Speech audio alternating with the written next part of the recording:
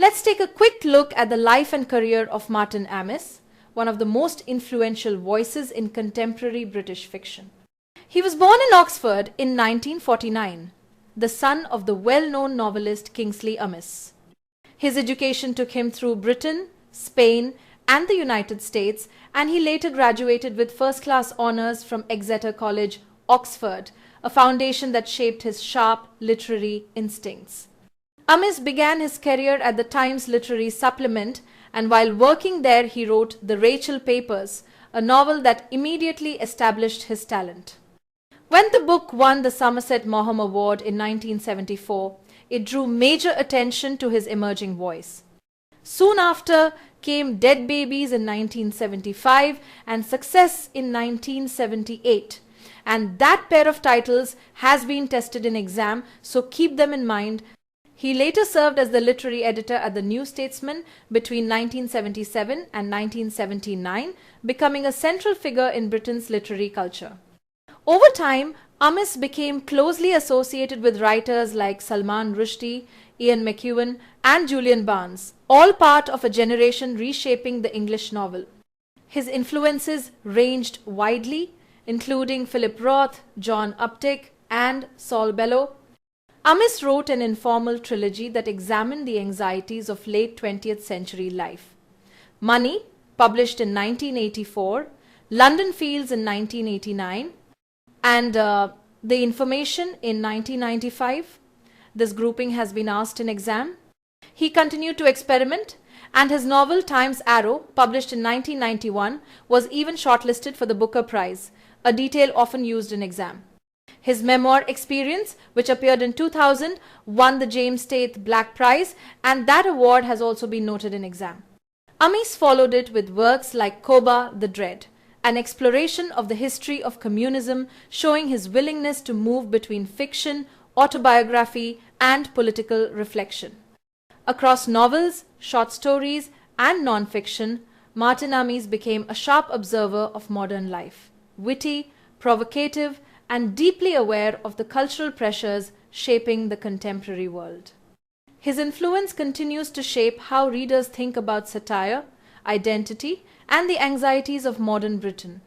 Now let's explore the career of Peter Ackroyd, one of England's most distinctive biographers, novelists, and critics. From the very beginning, Ackroyd established himself as a writer deeply fascinated by the history and culture of London, a theme that runs through almost all his work.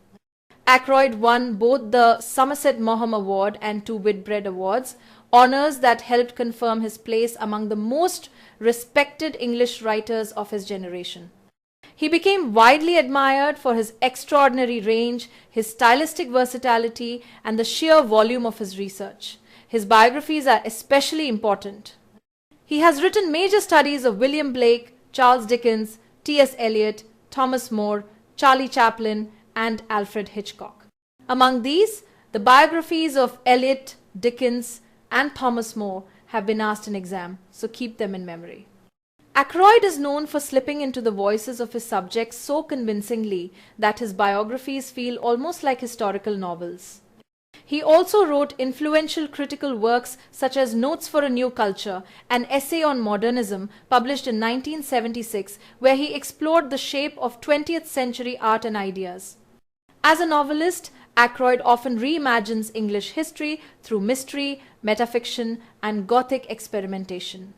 His fiction includes titles like The Great Fire of London, published in 1982, a novel that has been tested in exam, along with The Last Testament of Oscar Wilde, Hawksmoor, Chatterton, English Music, and many more. His stories often move between past and present, blending realism with the uncanny. Ackroyd also wrote numerous historical retellings, including a retelling of the Canterbury Tales, and contributed to the Voyages Through Time series with volumes on ancient Egypt and ancient Greece. His multi-volume History of England project further demonstrates his lifelong commitment to documenting the English past. Across biography, fiction, criticism, and history, Peter Ackroyd has built a body of work defined by precision, imagination, and deep cultural knowledge. His ability to bring historical figures and cities to life has made him a central figure in late 20th century and early 21st century British literature. Let's take a quick tour through the life and work of Graham Swift, one of the major English novelists of the late 20th and early 21st century. Swift was born in London in 1949 and grew up studying at Dulwich College, later continuing his education at Queen's College and the University of York. These early academic years shaped his interest in narrative history, memory, and the quiet tragedies of ordinary life. Several of Swift's novels have been adapted for film, including Waterland and Shuttlecock, and this connection between page and screen has been noted in exam. His novel Last Orders earned the 1996 James Tite Black Prize, a fact that has also appeared in exam. The same novel went on to win the Booker Prize, even though the award stirred debate because readers and critics noticed similarities with Faulkner's As I Lay Dying, a comparison that has been tested in exam as well. Swift's fiction ranges across several decades, beginning with The Sweet Shop Owner in 1980.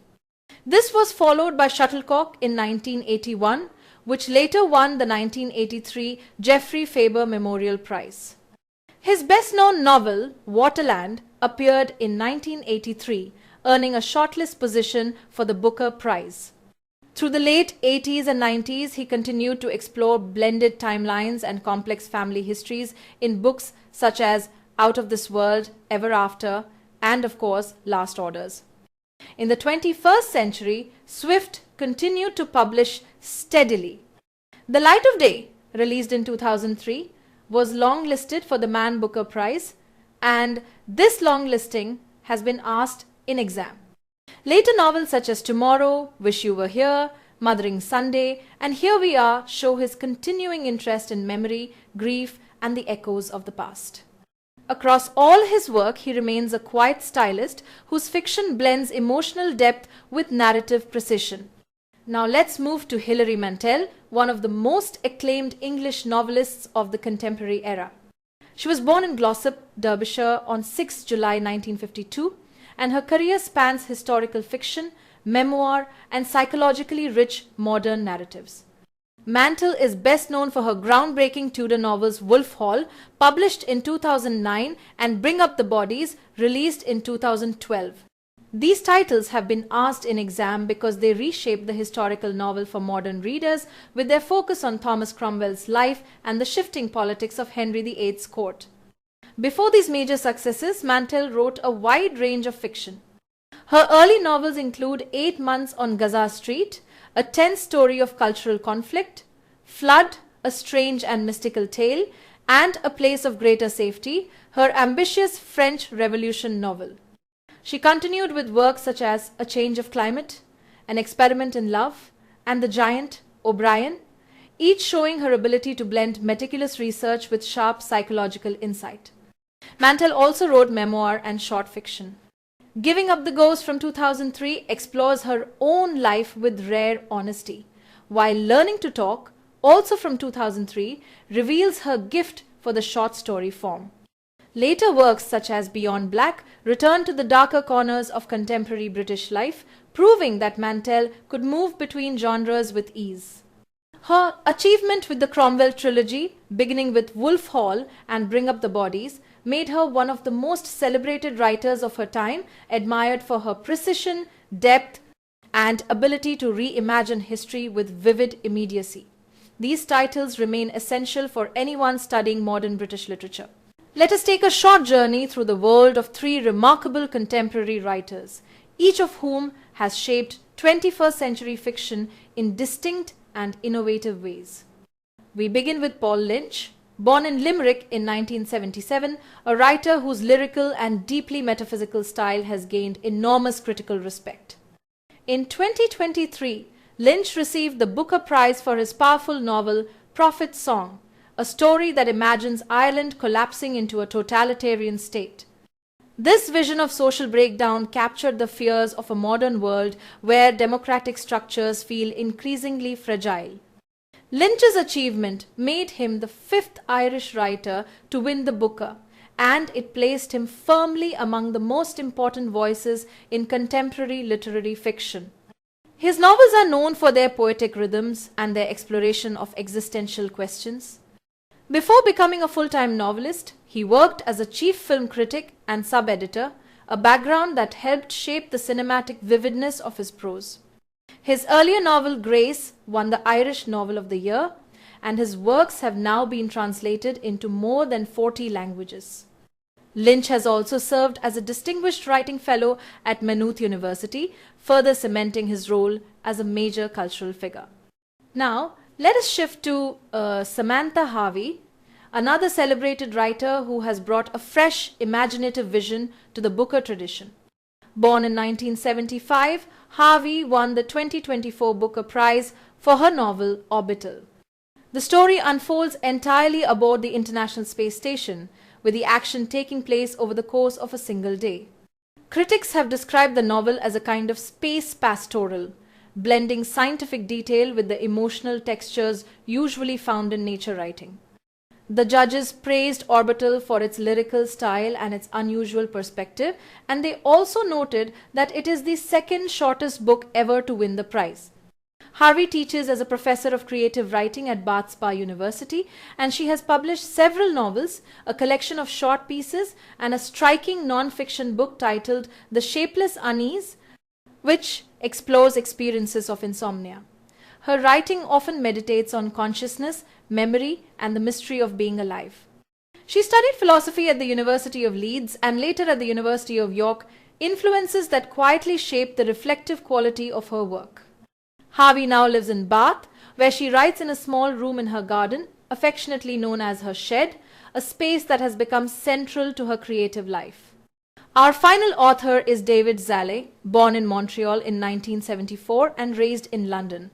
A writer known for his sparse, controlled prose and his inventive narrative structures, Szalay won the 2025 Booker Prize for his novel Flesh, which follows the life of István, a Hungarian émigré navigating displacement, identity, and survival. Before this major prize, Szalay had already been recognized for his earlier work. His book All That Man Is reached the Man Booker shortlist in 2016, and many readers see it as one of the defining works of contemporary fiction. Szalay studied English literature at the University of Oxford and worked in financial advertising before becoming a full-time writer. His fiction often deals with money, masculinity, and the pressures of modern life. Many of his books operate as interconnected story cycles, including Turbulence, which links 12 characters through global air travel. His earlier titles, such as The Innocent, Spring, and his debut, London and the Southeast, helped establish him as a writer of emotional precision and formal boldness. Today, he lives and writes in Austria, continuing to produce fiction that pushes the boundaries of narrative structure. Together, Paul Lynch, Samantha Harvey, and David Szalay represent a vibrant moment in literary history. Each of them uses a distinct voice, a unique gaze, and a very different thematic landscape. Yet, all three share a commitment to exploring the deeper layers of human experience. Their Booker Prizes remind us that contemporary literature is not only alive but constantly evolving, offering new ways of seeing the world and understanding ourselves.